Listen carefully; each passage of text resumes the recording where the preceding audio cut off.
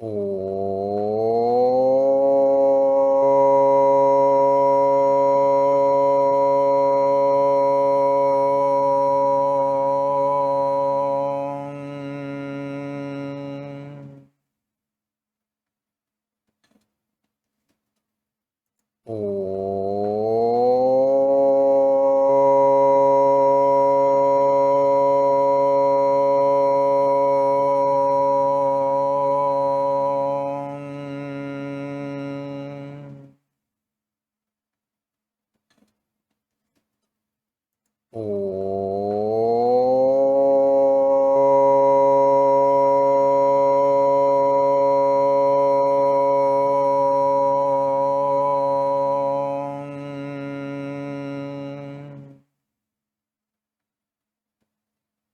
श्री गणेशाय नमः।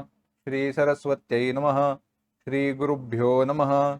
श्रुतिस्मृतिपुराणानामालयं करुणालयं नमामि भगवत्पाद शंकरं लोकशंकरं शंकरं शंकराचार्यं केशवं बादरायणं सूत्रभाष्यकृतौ वन्दे भगवन्तौ पुनः पुनः। ईश्वरो गुरुरात्मेति मूर्तिभेदविभागिने व्योमवद्व्याप्तदेहाय दक्षिणामूर्तये नमः। योऽन्तः प्रविश्य मम वाचमिमां प्रसुप्तां सञ्जीवयत्यखिलशक्तिधरस्वधाम्ना अन्यांश हस्तचरणश्रवणत्वगादीन् प्राणान् नमो भगवते पुरुषाय तुभ्यम्।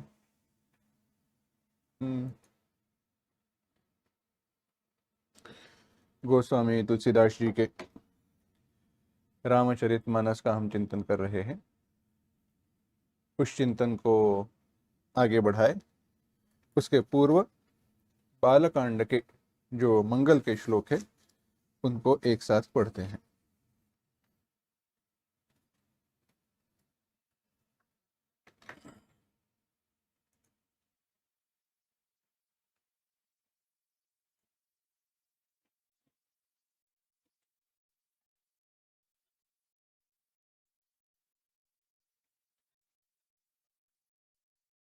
वर्णानामर्थसंघानां रसानां छन्दसामपि मङ्गलानां च कर्तारौ वन्दे वाणी विनायकौ भवानी शङ्करौ वन्दे श्रद्धा विश्वासरूपिणौ याभ्यां विना न पश्यन्ति सिद्धा स्वान्तस्थमीश्वरम् वन्दे बोधमयं नित्यं गुरुं शङ्कररूपिणम् यमाश्रितो हि वक्रोऽपि चन्द्रः सर्वत्र वन्द्यते सीतारामगुणग्राम पुण्यारण्यविहारिणौ वन्दे विशुद्धविज्ञानौ कवीश्वर कपीश्वरौ।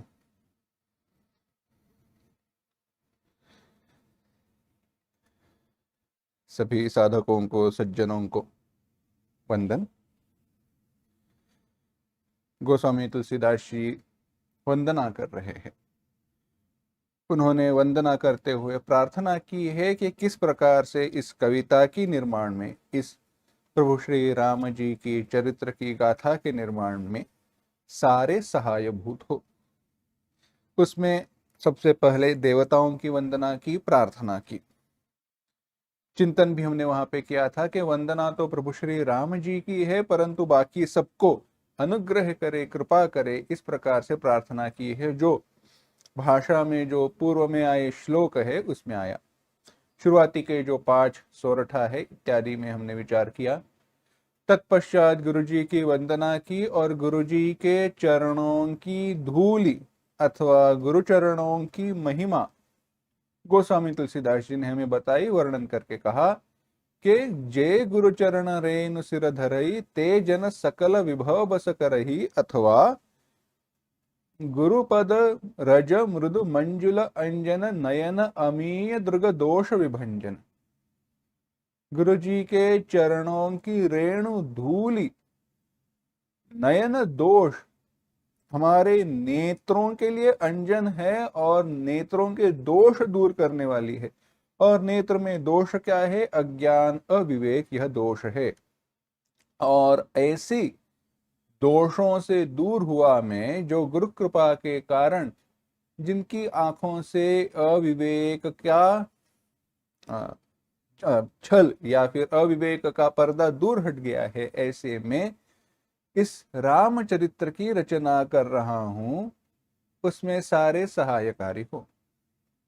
तो हाँ, वहां पर सज्जनों की वंदना की और कहा आपके लिए यह प्रिय होगी, क्योंकि सज्जन लोगों को कथा प्रिय है। वे कविता में क्या है उससे ज्यादा वह प्रभु श्री राम जी की कविता है, इस पर अधिक प्रेम करते हैं। और दुर्जनों को वंदना की कि अगर आप इसको दूषण देंगे तो भी यह मेरी कथा सज्जनों को अधिक सुहावनी लगेगी। इस प्रकार से सारा वर्णन आया। तत्पश्चात गोस्वामी तुलसीदास जी वर्णन कर रहे थे कि चाहे मेरी कथा कविता के रस से, कविता के नियमों से परिपूर्ण क्यों न हो, परंतु फिर भी प्रभु श्री राम जी का चरित्र होने के कारण यह सुंदर होगी। आगे गोस्वामी तुलसीदास जी और वर्णन कर रहे हैं। उसे देखने के पूर्व 10वें दोहे के पहले जो छंद आया है, उस मंगलकरणी इत्यादि, उससे लेकर 12वां जो दोहा है वहां तक सारे दोहे, चौपाइयां इत्यादि एक साथ पढ़ते हैं।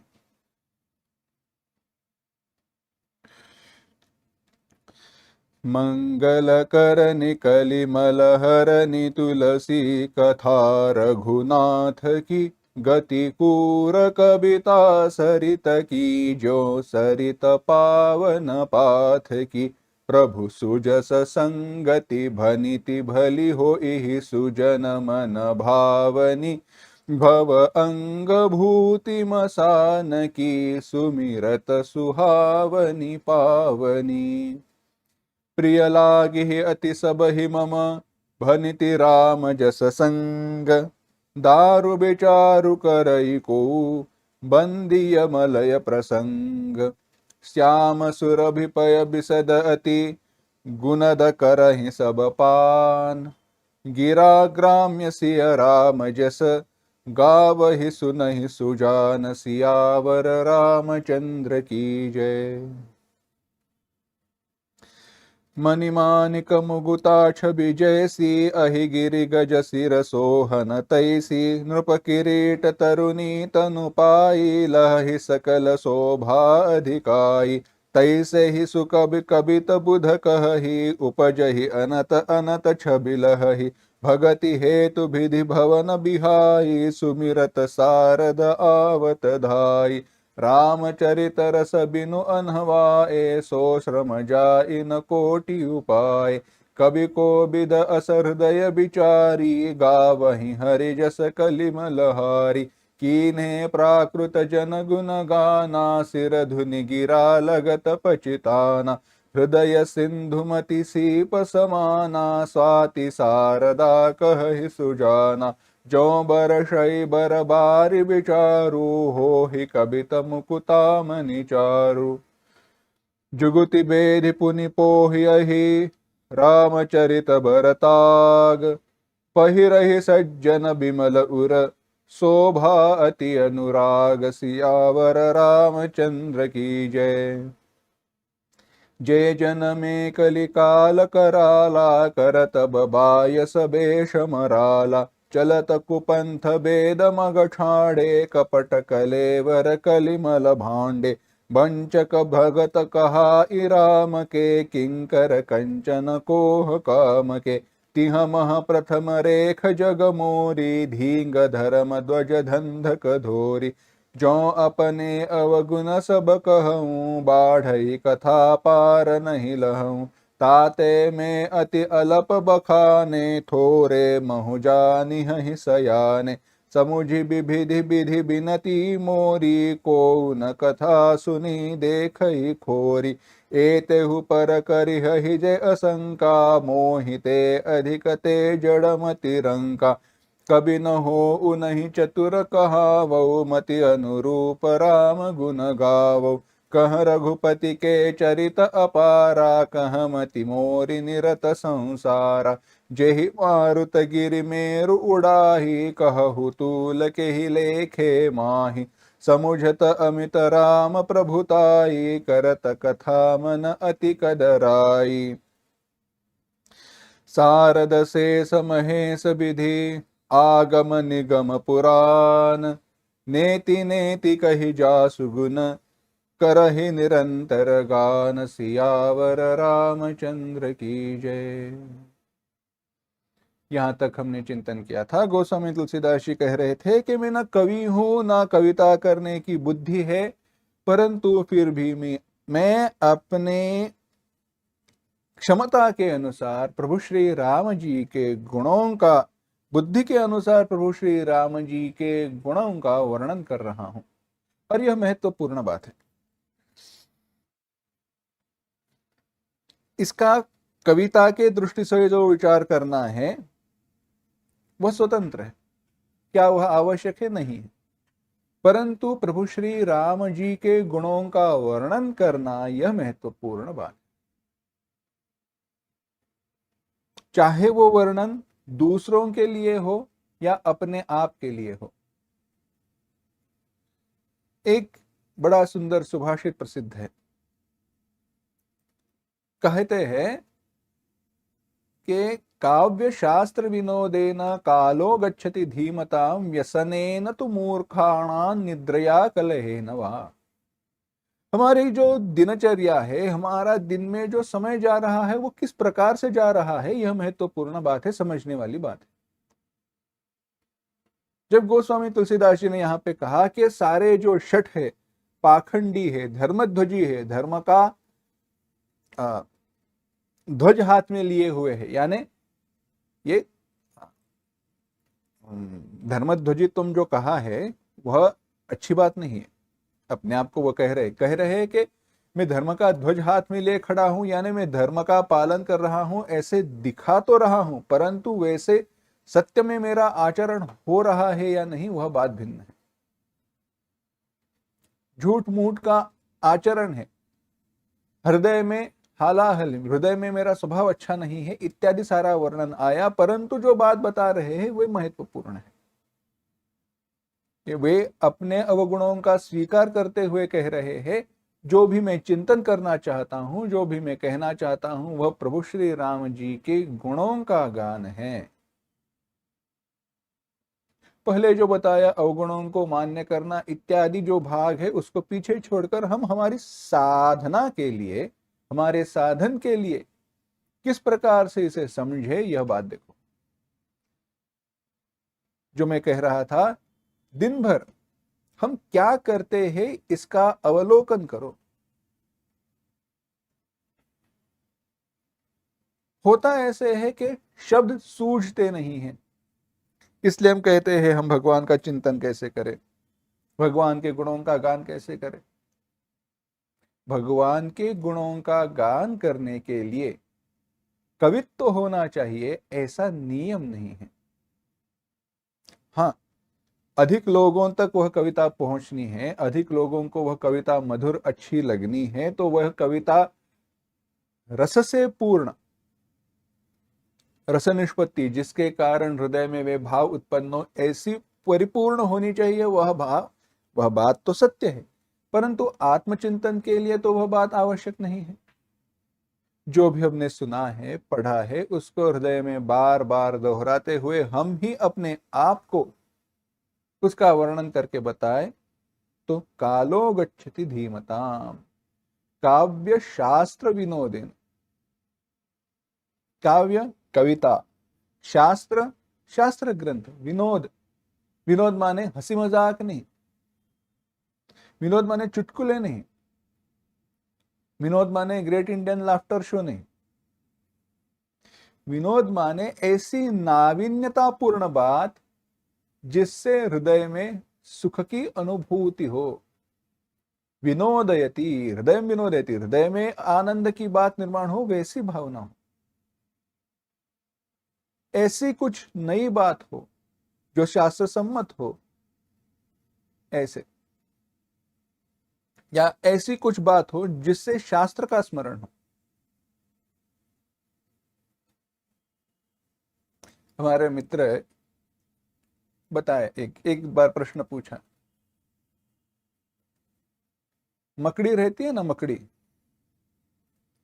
मकड़ी मोक्ष के लिए किस साधन का अवलंब करती है? मकड़ी मोक्ष के लिए किस साधन का अवलंब करती है, ऐसे प्रश्न पूछा। अब सोच रहे होंगे मकड़ी कौन से साधन का अवलंब करेगी, क्या उसे मोक्ष प्राप्ति की बुद्धि है या नहीं, परंतु यह तो चुटकुला है। उत्तर अत्यंत सामान्य है, अत्यंत सरल है। मकड़ी अष्टांग योग का आचरण करेगी। क्यों? 8 पैर है ना, पैर है ना उसके, तो ऐसे। परंतु इसमें चिंतन मकड़ी के 8 पैर है या नहीं हो रहा, अष्टांग योग का हो रहा है। इसी प्रकार से मैं अपनी बुद्धि के अनुसार प्रभु श्री राम जी के गुणों का गान कर रहा हूं। क्यों? जाते जाते कह दिया है, कह मति मोरी निरत संसारा। ऐसी मेरी बुद्धि कहां जो संसार में आसक्त है। अगर कहे मैं संसार में आसक्त हूं इसलिए प्रभु श्री राम जी के गुणों का वर्णन चिंतन नहीं कर पा रहा हूं, तो बात ऐसी है, इसीलिए मुझे वर्णन करना चाहिए क्योंकि मेरी बुद्धि संसार में आसक्त है। संसार में बुद्धि आसक्त है इसलिए प्रभु श्री राम जी के चरणों का वंदन करना चाहिए, प्रभु श्री राम जी के गुणों का वर्णन करना चाहिए। अगर प्रभु श्री राम जी की चरणों में ही बुद्धि आसक्त हो तो उनकी अलग से चिंता करने का, अलग से गुणों का वर्णन करने का अवसर ही नहीं होगा, वही चिंतन हो रहा है। यही बात है। आगे कह रहे हैं,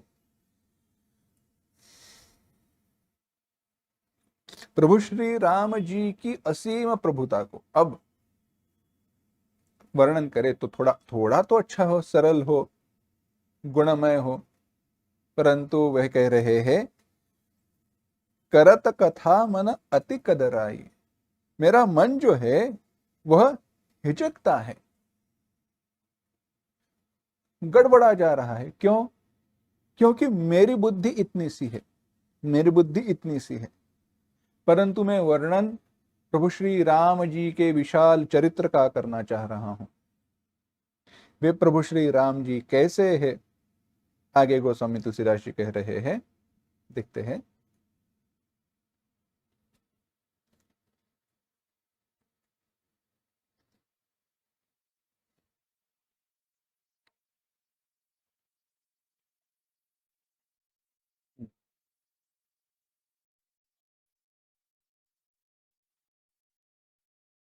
तब जानत प्रभु प्रभुता सोई, तदपि कहे बिनु रहा न कोई।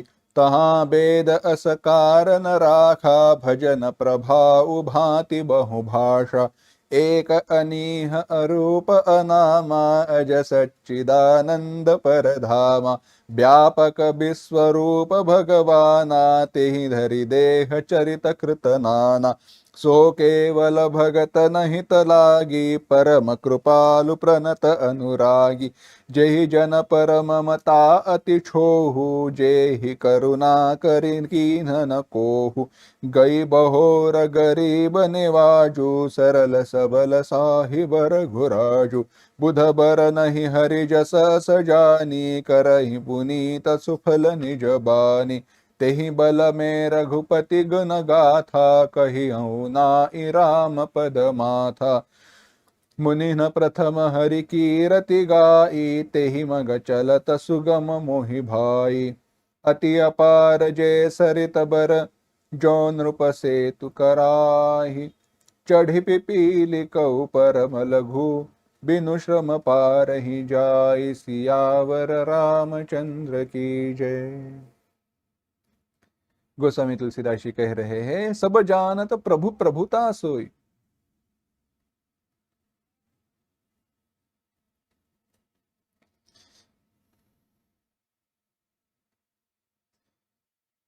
सब जानत प्रभु श्री राम जी की प्रभुता को,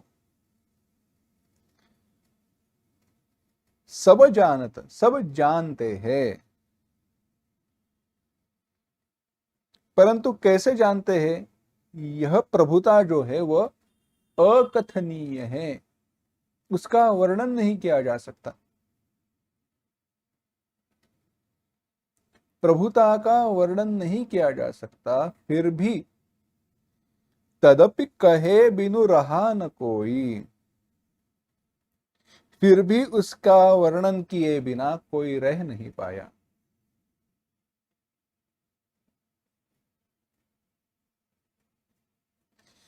गोस्वामी तुलसीदास जी ने भी अनेक अनेक प्रकार से प्रभु श्री राम जी के महानता का वर्णन किया है, अलग अलग प्रकार से। परंतु एक विशेष बात है जहां पे यहाँ पे जब गोस्वामी तुलसीदास जी कह रहे सब जानत प्रभु प्रभुता सोई, सब जानते हैं, परंतु भाव देखो, यह भक्तवत्सलता, भगवान, यह सारा विशेष अलग ही बात है। वर्णन करते हुए गोस्वामी तुलसीदास जी यहाँ पे क्या कह रहे हैं? कह रहे हैं सब जानत प्रभु प्रभुता सोई, सोई प्रभुता जो अकथनीय है वह सब जानते हैं। भाव देखो, सब जानते हैं कहे तो सब जानते हैं, हाँ अच्छा कोई नहीं है ठीक है, परंतु सब जानते हैं जब कहा जाता है, या तो सबको पता है, सबको पता है जब कहा जाता है तो अधिकतर लोगों को पता है, यह भाव होता है। 100% लोगों को यह बात पता है ऐसे तो नहीं कहते। भाव यह है ना, शब्द कह रहे हैं 100%, 100% लोगों को यह बात पता है, फिर भी भाव तो हमारा कैसे रहता है? हाँ ये सबको पता है, सब जानते हैं। सब जानते हैं माने थोड़े बहुत लोग होंगे जिनको पता नहीं होगा। परंतु जब प्रभु श्री राम जी के भक्त हनुमान जी का वर्णन किया गया, संकट मोचन हनुमानाष्टक जो है उसमें, को नहीं जानत है जग में कपि संकट मोचन नाम तिहारो। आपका संकट मोचन, आपका नाम कौन नहीं जानता? बताओ, कौन नहीं जानता जब कहा जाता है इसका अर्थ अधिक व्यापक है। कौन नहीं जानता यानी सब जानते हैं, और जब कहते हैं सब जानते हैं तो भी सब जानते हैं, परंतु भाव देखो, जब कहा सब जानते हैं, हाँ तो सब जानते हैं, परंतु थोड़े बहुत लोग होंगे जिनको पता नहीं है। पर जब कहा कौन नहीं जानत, ऐसा कौन है जिसको पता नहीं, यानी ऐसा कोई भी नहीं जिसको पता नहीं, यानी सब जानते हैं, यानी 100% कोई भी नहीं छूटा। परंतु यह हनुमान जी का जो प्रभुत्व है, सामर्थ्य है, अगर हनुमान जी से पूछे तो हनुमान कहते हैं यह मेरा बल नहीं, यह मेरे प्रभु श्री राम जी का बल है, यह बल है। मैं ऐसे क्यों कह रहा हूं? हनुमान जी से जब पूछा गया, हनुमान जी से जब पूछा जाए तो हनुमान जी कहते हैं यह मेरा बल नहीं है, प्रभु श्री राम जी का बल है। यह तो बात सबको पता है, फिर भी हनुमान जी की कृपा का वर्णन करते हुए गोस्वामी तुलसीदास जी ने वह जो बल है जो हनुमान जी के द्वारा प्रकट हो रहा है, जिसका मूल प्रभु श्री राम जी है, वह बल का वर्णन, उस बल का वर्णन गोस्वामी तुलसीदास जी ने कहा किया, को नहीं जानता है जग में कभी, को नहीं जानता, को नहीं जानता, ऐसा ऐसा बल है, ऐसे वर्णन नहीं किया। वही यहां पर गोस्वामी तुलसीदास जी ने अगले चरणों में कहा है, या दोहे में पूर्व में कहा, सार्ध शेष महेश विधि आगम निगम पुराण, नेति नेति कही जासु गुण करहि निरंतर गान। 12वां जो दोहा है उसमें जो कहा कि नेति नेति, ऐसे नहीं, नहीं ऐसा नहीं, ऐसा नहीं, यह कहकर जो है वह बताया, उसी प्रकार से को नहीं जानता, कोई नहीं, कौन नहीं जानता, ऐसे नहीं है कहकर प्रभु की प्रभुता का विस्तार बताया।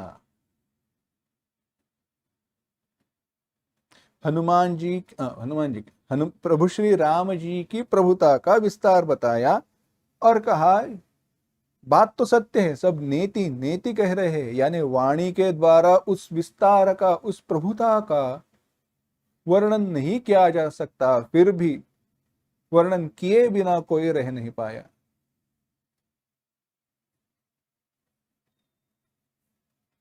कोई मेले में जाकर है, कुंभ मेला हो या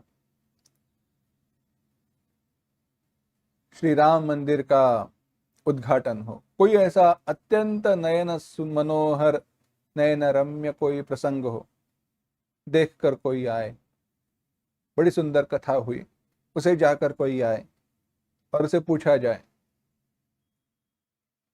कैसा हुआ, कैसी थी कथा, कैसा है मंदिर, भाव विभोर होकर भक्त कहता है अब क्या कहे, अब क्या कहे माने जो मैंने अनुभव किया, जिसका मैंने अनुभव प्राप्त किया, उसका मैं शब्दों में वर्णन नहीं कर पाऊंगा। अब क्या कहे, ऐसा सुंदर अनुभव था, ऐसी सुंदर रचना है, कहकर कुछ ना कुछ तो कहेगा, कहाँ गया, कहाँ पे रहे, कैसा वहां पे अरेंजमेंट था, कैसी व्यवस्था की गई थी इत्यादि। जबकि वह अनुभव शब्दों में पकड़ा नहीं जा रहा, फिर भी उसका वर्णन करने का प्रयास किया जा रहा है, वैसे ही प्रभु श्री राम जी की प्रभुता का है।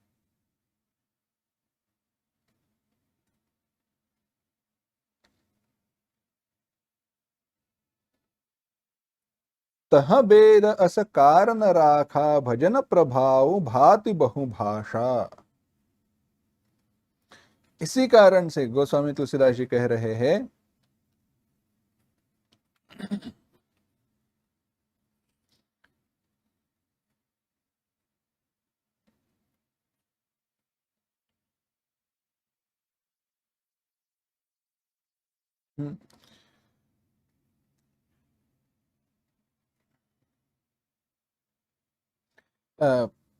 तह तहा वेद अस कारण राखा, इससे वेद ने ऐसा कारण रखा कि भजन का प्रभाव अनेक प्रकार से कहा है। भगवान के गुणगान रूपी भजन का जो प्रभाव है वह बहुत अनोखा है, भिन्न है। और वेद ने भजन का बड़ा प्रभाव कहा है। भजन का प्रभाव क्या है, भजन करने से क्या होता है, यह सारा विचार वेदों ने बताया।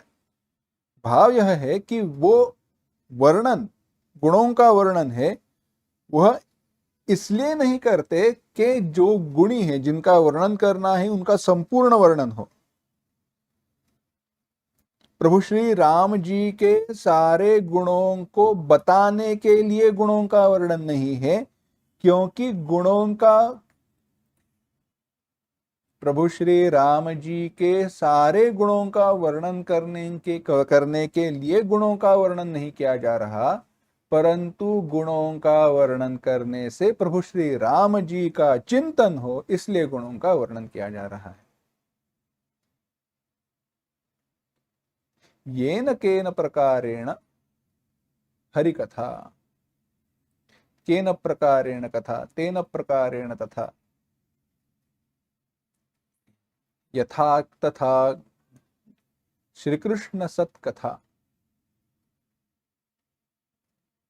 प्रभु श्री भागवत में कहा जाता है प्रभु श्री राम जी की जो भी प्रकार हो, जैसे भी हो, प्रभु श्री राम जी की कथा हो, प्रभु श्री राम जी के गुणों का चिंतन हो। वे कैसे है, आगे कहा एक अनीह रूप अनामा अज सच्चिदानंद परधामा। सारा जो वेदांत का ज्ञान है यहाँ पे समेटा गया है। कहा एक, बात समाप्त हुई। कहा एक, केवल एक इतना कहने में ही सब कुछ आ जाता है।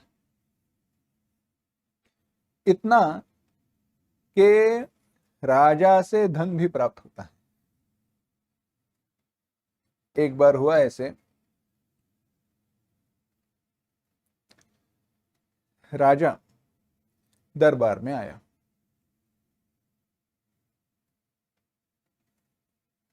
दरबार में आने के बाद कुछ बोला नहीं, कुछ किया नहीं। सारे लोग चिंतित, क्या हुआ? राजा कुछ बोलने के लिए ही तैयार नहीं है।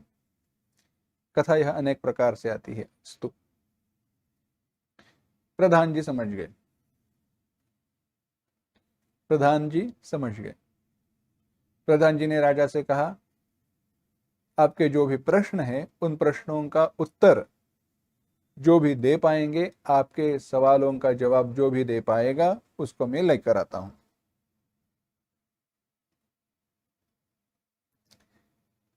वह प्रधान जी गांव में गए, एक ग्वाल था, उसको पकड़ कर ले आए। कहा तुम्हें कुछ बोलना नहीं है, बस राजा जो भी प्रश्न करेंगे उसका सवाल देना है, मुंह से एक शब्द भी नहीं निकालना है। ग्वाल ने कहा ठीक है।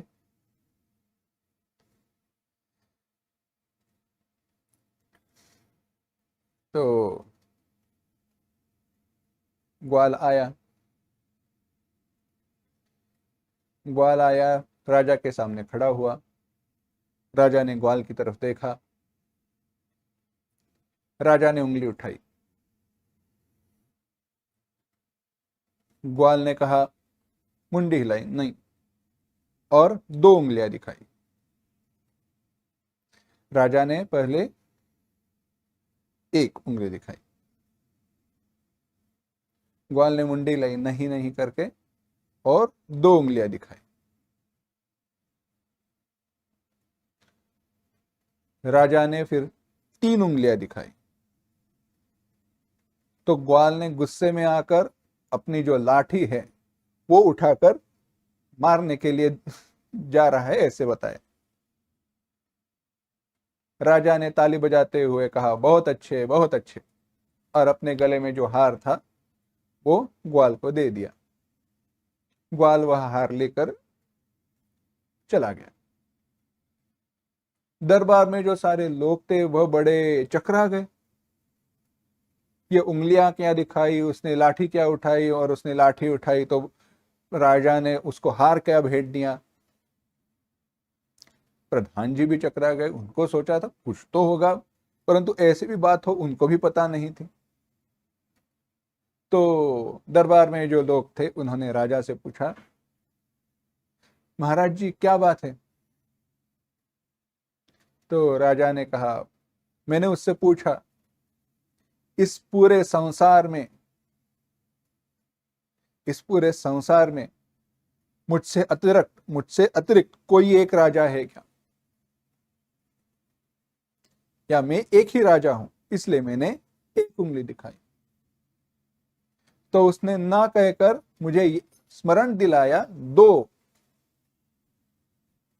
एक मैं हूं और एक ईश्वर है, भगवान है, दो है।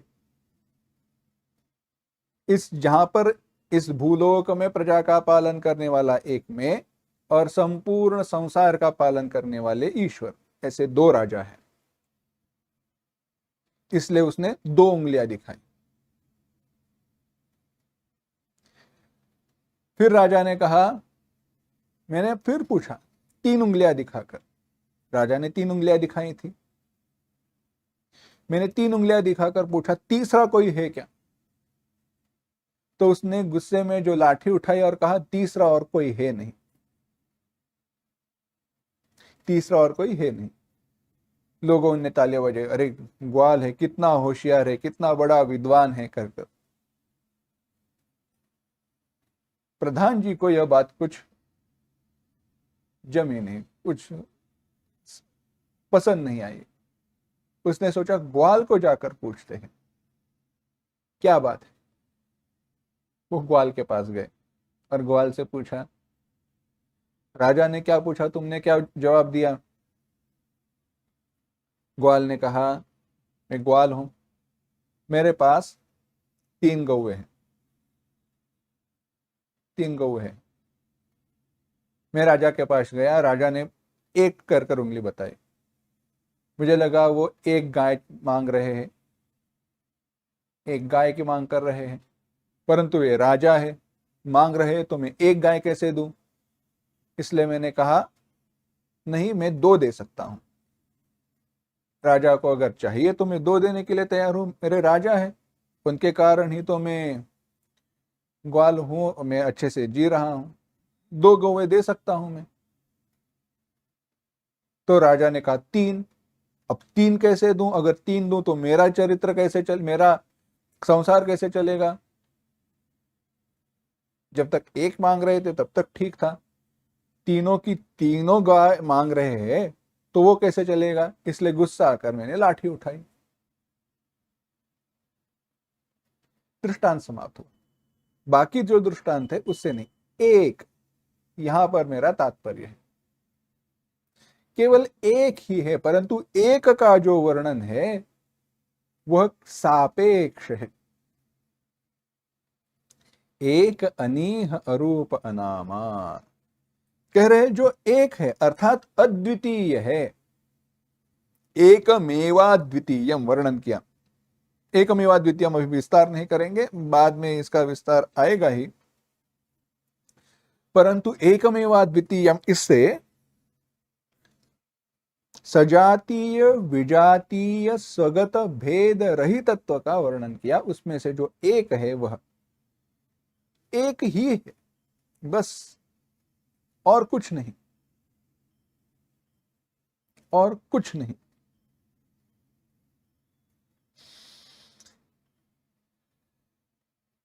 आगे कहा, अनीह, न इह अनीह, अनीह माने कामना रहित है, जो पूर्ण काम है वही कामना रहित है, जो पूर्ण काम है वह कामना रहित है। अर्थ क्या है? देखो, मेरे पास, उदाहरण बता रहा हूं, सच में नहीं, मेरे पास 10,000 करोड़ रुपए हैं। कितने? 10,000 करोड़। पर्याप्त है? हाँ, पर्याप्त है। 10,000 करोड़ रुपए पर्याप्त है, परंतु मुझे पता चला कोई एक व्यक्ति ऐसा है जिसके पास 10,005 करोड़ रुपए, 10,000 नहीं, 10,005 करोड़ रुपए है। तो अब मेरे हृदय में क्या होगा? नहीं, पर्याप्त नहीं है रे, कम हो गए, और बस चाहिए। यानी जो अपूर्णता की भावना है वह जब तक है तब तक इच्छाएं रहेंगी ही। कथा बताते हैं, निरीह की बात, इच्छा रहित होना, इच्छा रहित होना अत्यंत कठिन है। एक व्यक्ति था, उसके पास धन की, संपत्ति की कमी नहीं थी, परंतु बहुत अमीर था, बहुत धन था, ऐसी भी बात नहीं थी। एक बार वन में किस कारण गया, वहां जाने के बाद वहां पर एक प्रेत उसे मिला।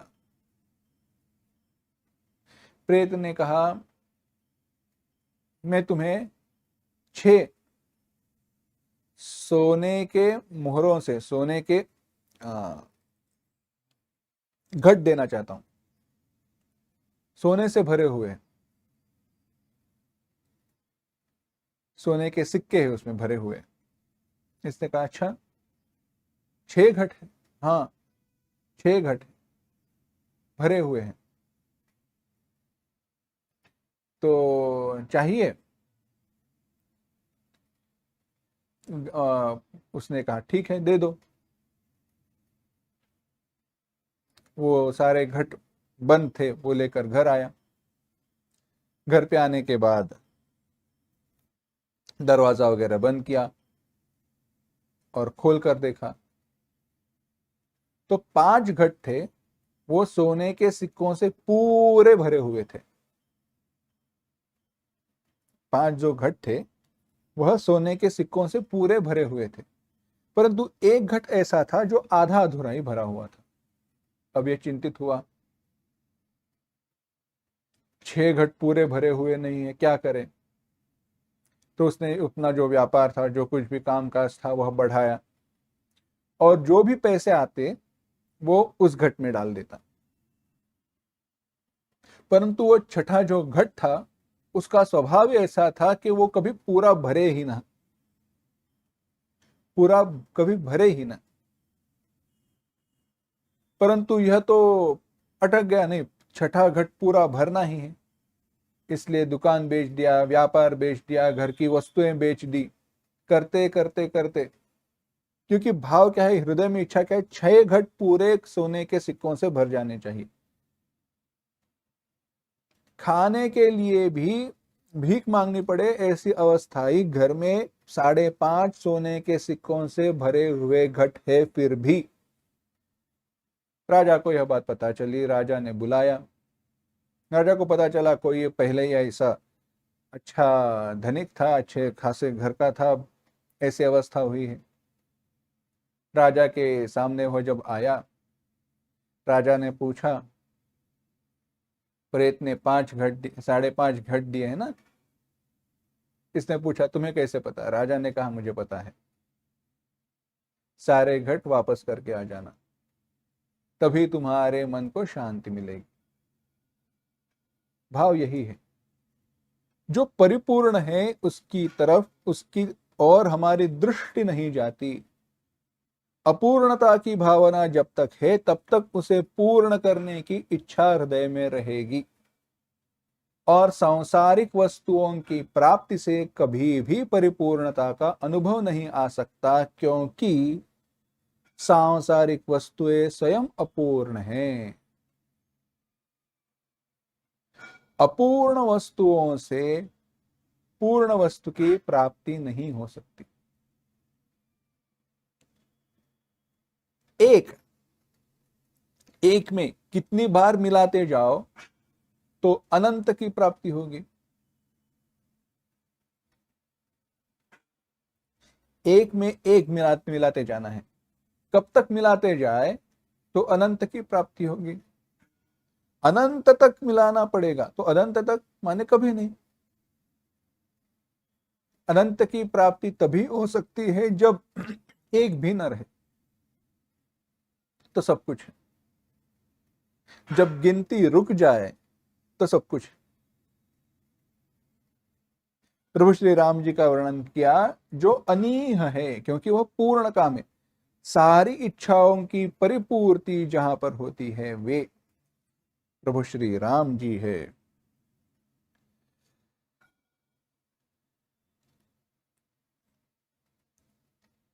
कहा और अरूप अनामा, जिसका ना नाम है न रूप है, नाम रूप रहितम, नाम और रूपों से रहित।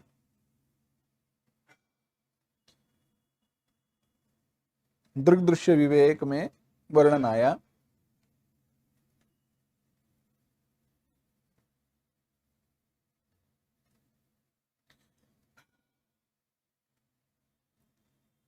आद्यत्रयम जगद, आद्यत्रयम ब्रह्म रूपम जगद रूपम ततोद्वयम।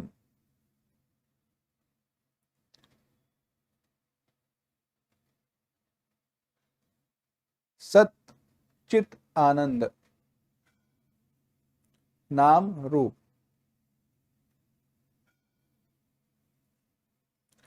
सत चित आनंद नाम रूप, यह जगत है। यह जगत में क्या है? सत है, चित है, आनंद है, नाम है, रूप है।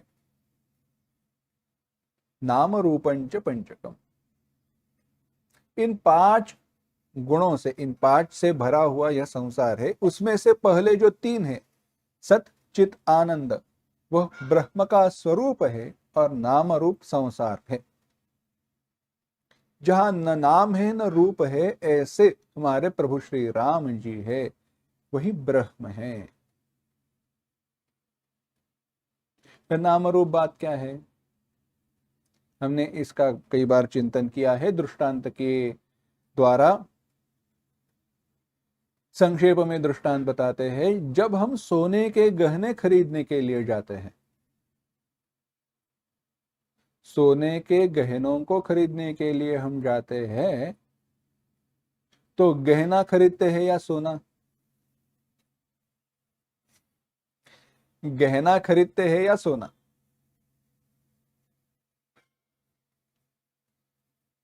खरीदते हैं गहना। हाँ, सोना खरीदते हैं, परंतु खरीदते हैं गहना।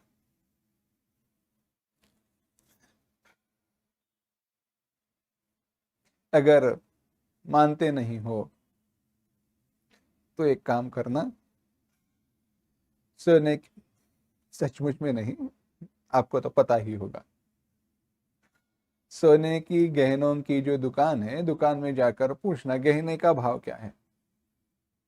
अब जितना भी ग्राम सोना है, उस ग्राम सोने की जो कीमत है, उतनी ग्राम सोने की जो कीमत है, उससे कुछ अधिक ही गहने की कीमत रहती है। कहते हैं गहना बनाने में जो कारीगरी है, उसकी कीमत है, उसमें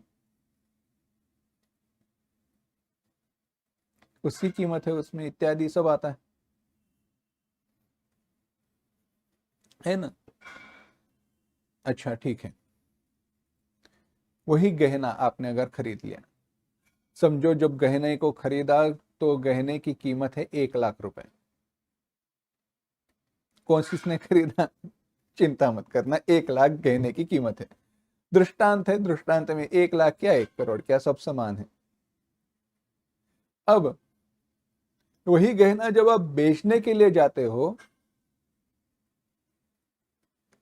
तो गहना जब बेचते हो, तो खरीदने वाला जो सुनहार है, वो गहना खरीदता है या सोना?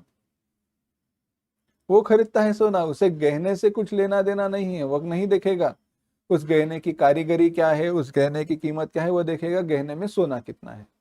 और उसमें भी वो बताएगा घट कमी हो जाती है, क्योंकि गहने मतलब सोने को पिघलाते हैं, पिघलाने के बाद नए गहने में परिवर्तित करते हैं, तो थोड़ा सोना उसमें कम हो जाता है, उसकी कीमत कम करके वह बताएगा।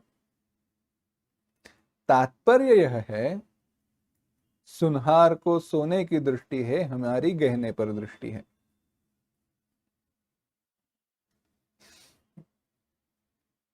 गहना यह नाम रूप है।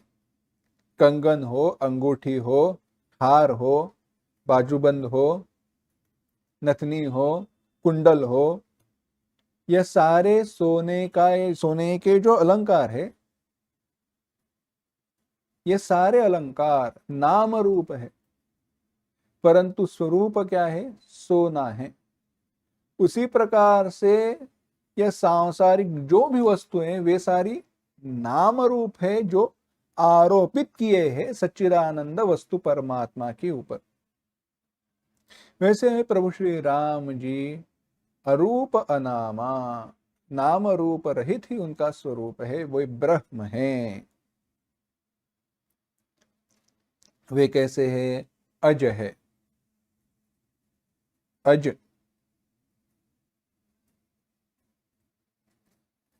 अज माने बैल, और अज माने जन्म रहित। अज,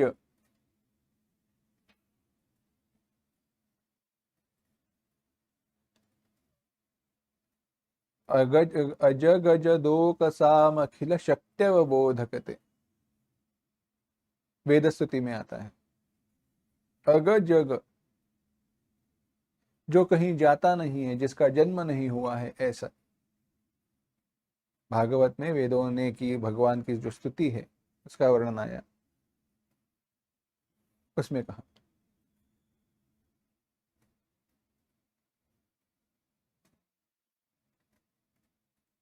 कहते हैं अज, जिसका जन्म नहीं, जन्म नहीं माने जिसका कोई कारण नहीं, जिसका कोई आरंभ नहीं, ऐसा।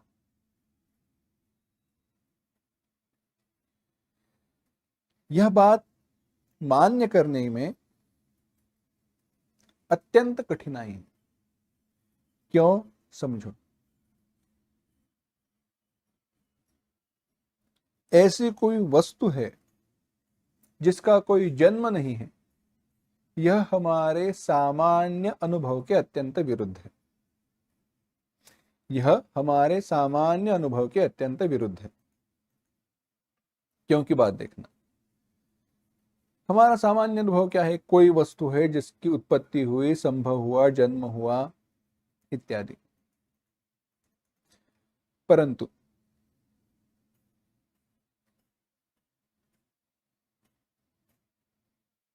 जो वस्तु अनंत काल से है ही, उसको कैसे समझे, माने कैसे?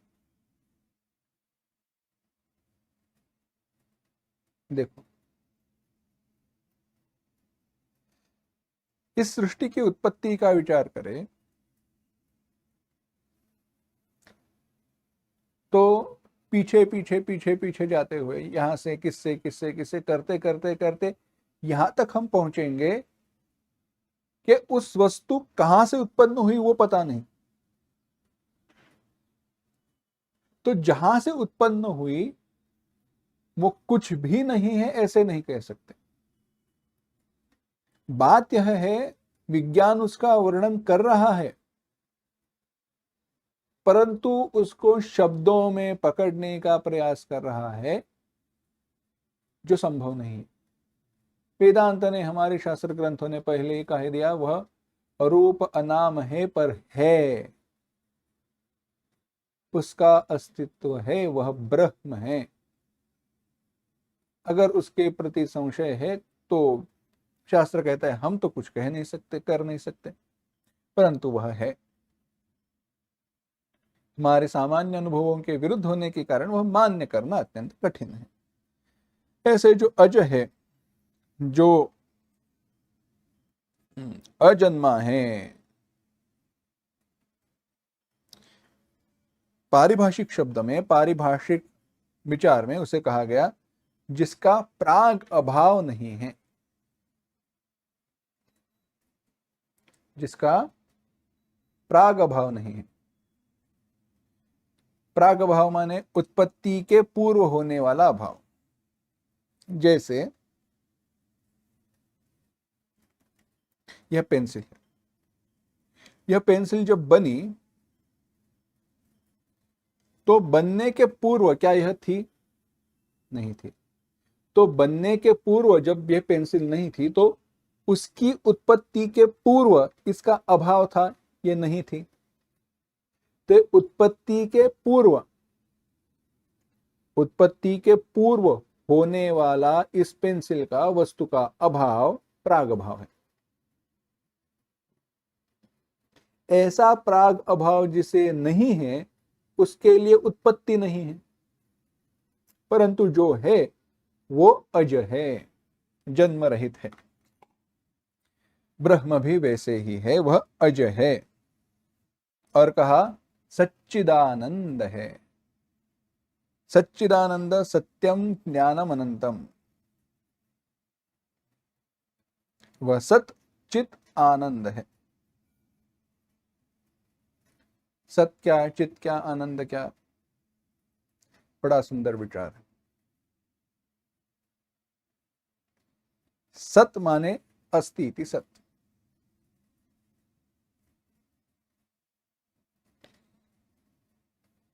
यद रूपम तन्न व्यभिचरति तत्सत।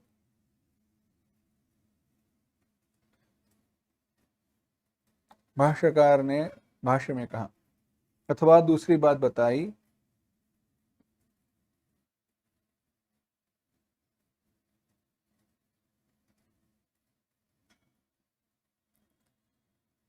यत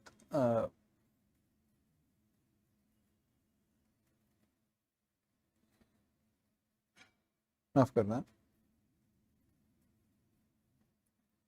वहां पे कहा कि वस्तु में वो भाव यद विषया बुद्धि न व्यभिचरति तत्सत, यद विषया बुद्धि न व्यभिचरति तत्सत, यद रूपम येन कथितम तद न व्यभिचरति, इस प्रकार से दूसरी व्याख्या है।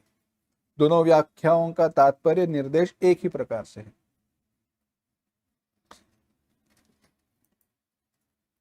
यह पेंसिल है, इसका जिस प्रकार से वर्णन किया गया वैसे ही अगर यह चिरकाल तक अनंत काल तक रहे तो यह सत है, परंतु काल के परिणाम से अगर यह क्षीण हो, इसका विनाश हो, तो यह सत नहीं है। जिसका वर्णन किया गया उस वस्तु में अगर परिवर्तन दिखाई दे, बदल दिखाई दे, बदलाव दिखाई दे, तो वह वस्तु सत नहीं है।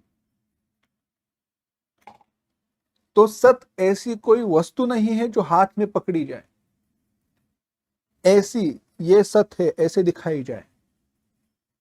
तो वो वस्तु कैसी है? तो कहा सारे वस्तुओं में जो अव्यभिचारी भाव है, जो न बदलने वाला भाव है, वह सत है। जैसे यह पेंसिल है, यह पेन है, यह रिमोट है, उत्तरीय है, माइक है, सारी वस्तुएं। उन सारी वस्तुओं में बदलने वाली बात क्या थी? Pencil, pen, remote, mobile, mike, यह सब कुछ बदल रहा है, परंतु है उनमें जो उनका होना है वह कभी बदला नहीं। सारी वस्तुओं में वह समान रूप से है, वह जो अस्तित्व है वही सत है। इन सारी वस्तुओं का जो ज्ञान हो रहा है वही चित है।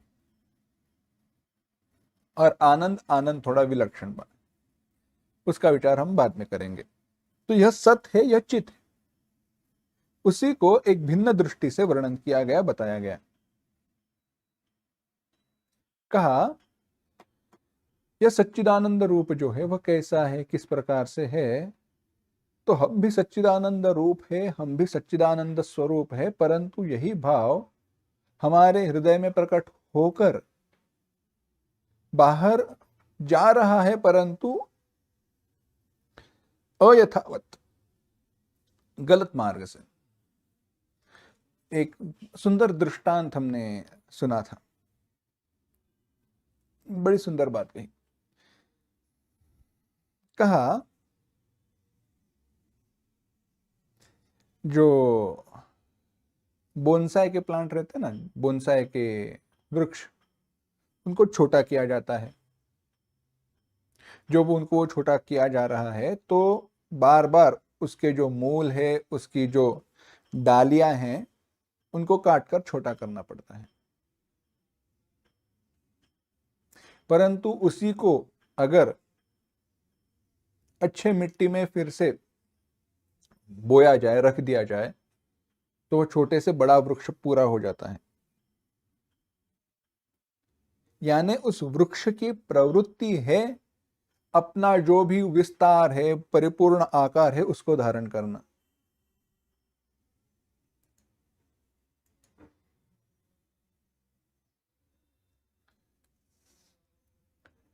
बोनसाई माने अपने जो वृक्ष रहते हैं ना, जिनको छोटा किया जाता है, छोटे छोटे वृक्ष रहते हैं, उसको आम लगते हैं, उसको टमाटर लगते हैं इत्यादि, वैसे। तो वो जो वृक्ष होते हैं वो, उसको अगर अच्छी भूमि में उसको रख दिया जाए तो वो फिर से वो बड़े हो जाते हैं।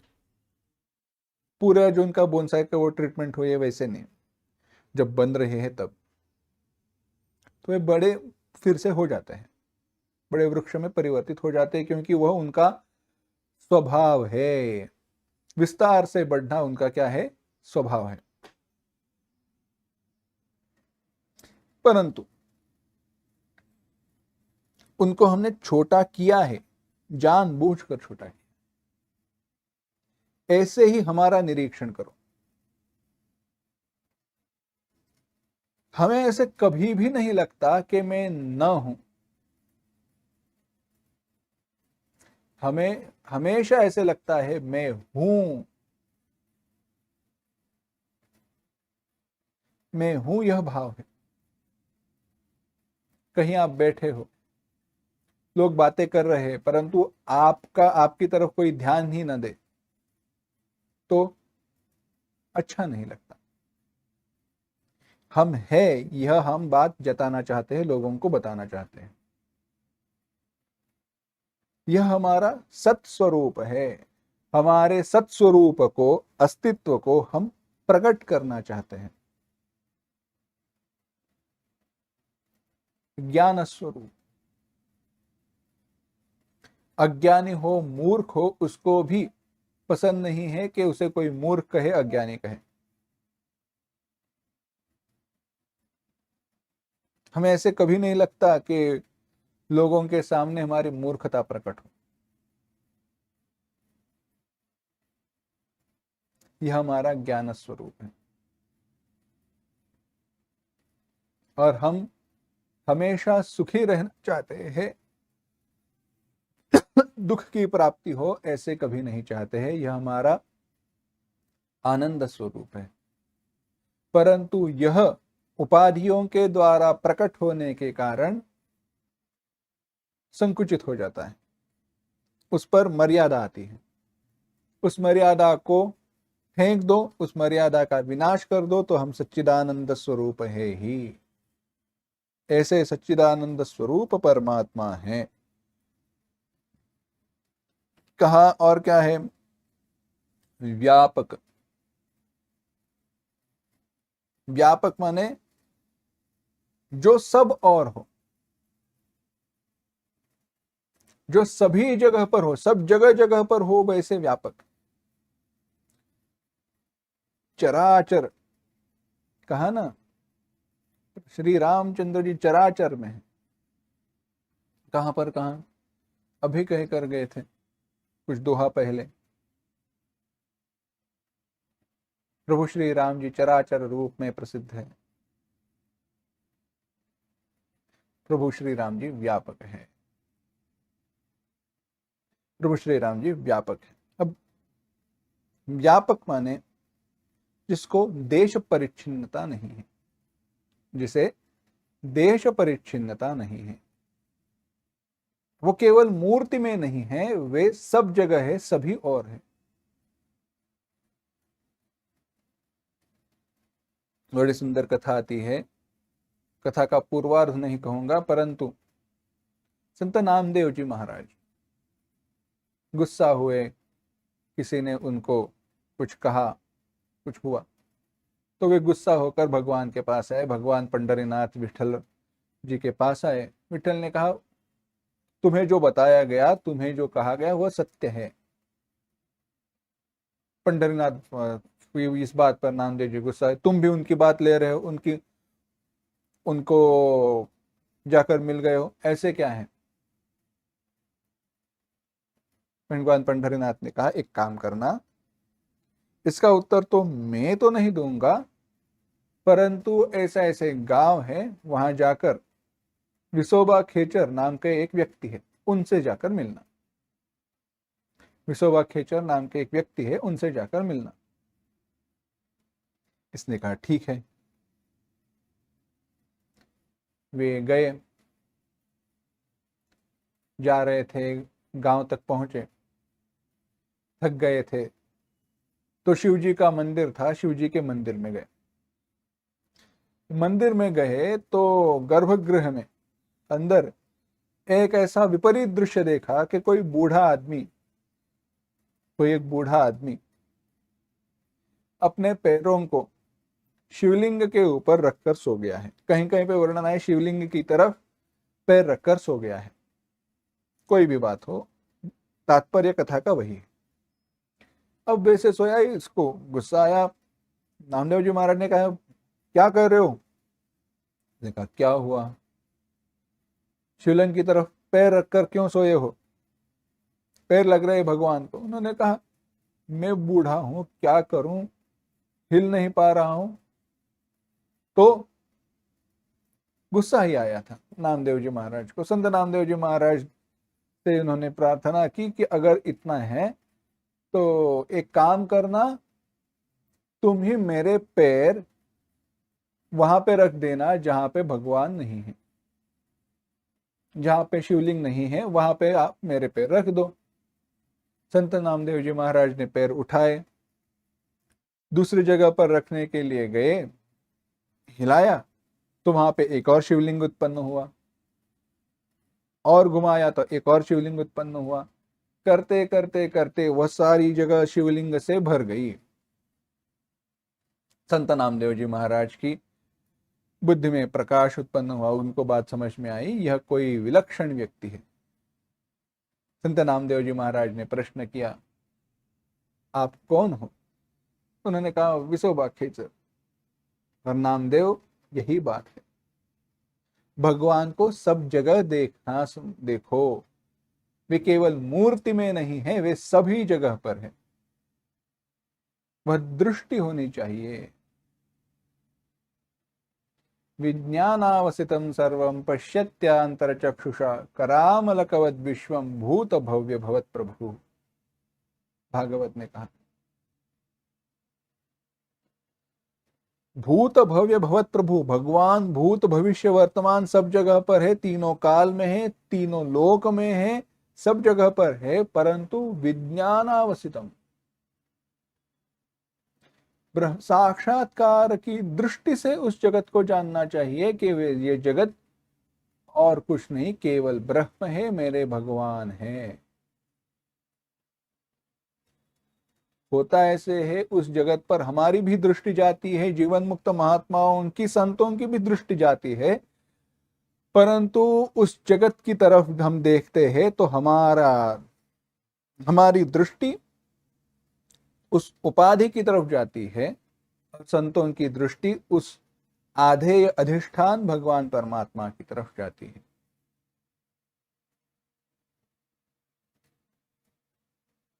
ज्ञानी अज्ञानी दोनों के लिए समान संसार है। समान संसार है माने जगत एक ही है, परंतु ज्ञानी उसमें बंधन में नहीं है, क्योंकि वह संसार को नहीं देखता, सांसारिक वस्तुओं को नहीं देखता।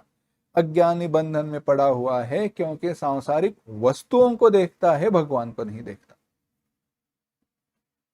बस हमारी दृष्टि में जो मोह का पर्दा लगा हुआ है वह दूर करना।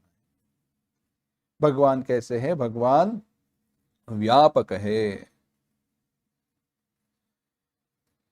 और कहा विश्व रूप है।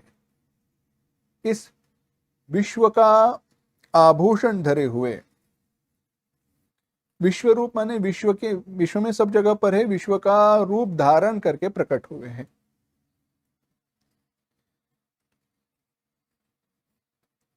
ऐसे जो भगवान है, ते ही धरि देह चरित कृतनाना, उन्होंने ही इस देह को धारण करके अनेक प्रकार की लीला चरित्र किए हैं। अब इसको कैसे समझे? संक्षेप में बताते हैं। अवतार, उन्होंने अवतार धारण किया। अवतार धारण किया माने क्या? अवतार धारण किया, इसका अर्थ इतना ही है, उन्होंने दृष्टिगोचरता को प्राप्त किया। जो अजन्मा है, जो व्यापक है, जो विश्वरूप है, जो सच्चिदानंद है,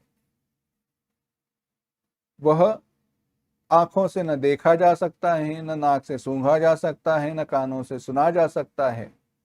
वह इंद्रिय अगोचर है, इंद्रियों के द्वारा उसे जाना नहीं जा सकता। फिर भी उन्होंने उस रूप को धारण किया, अपनी ही माया शक्ति से, अपने ही बल से उस रूप को धारण किया। देह ते ही धरी देह, उन्होंने देह धारण किया जो हमारे लिए व्यवहार्य हो, जिसके साथ हम व्यवहार कर सके, जिसके साथ हम बात कर सके, जिसे हम देख सके, ऐसे भगवान है। भगवान क्या है? व्याख्या बताई गई, प्रवृत्तिंच निवृत्तिंच कार्याकार्ये भया भये बंधंच मोक्षंच यो वेत्ति स वाच्यो भगवान। या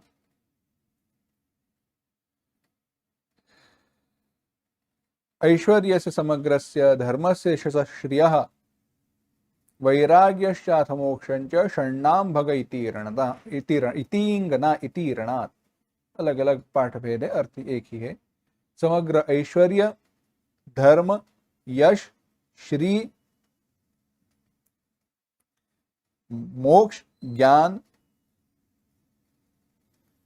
या वैराग्य, यह सब कुछ जिनके पास है, यह छह जो है उन्हें भग कहा गया, और यह छह जिनके पास है वे भगवान हैं।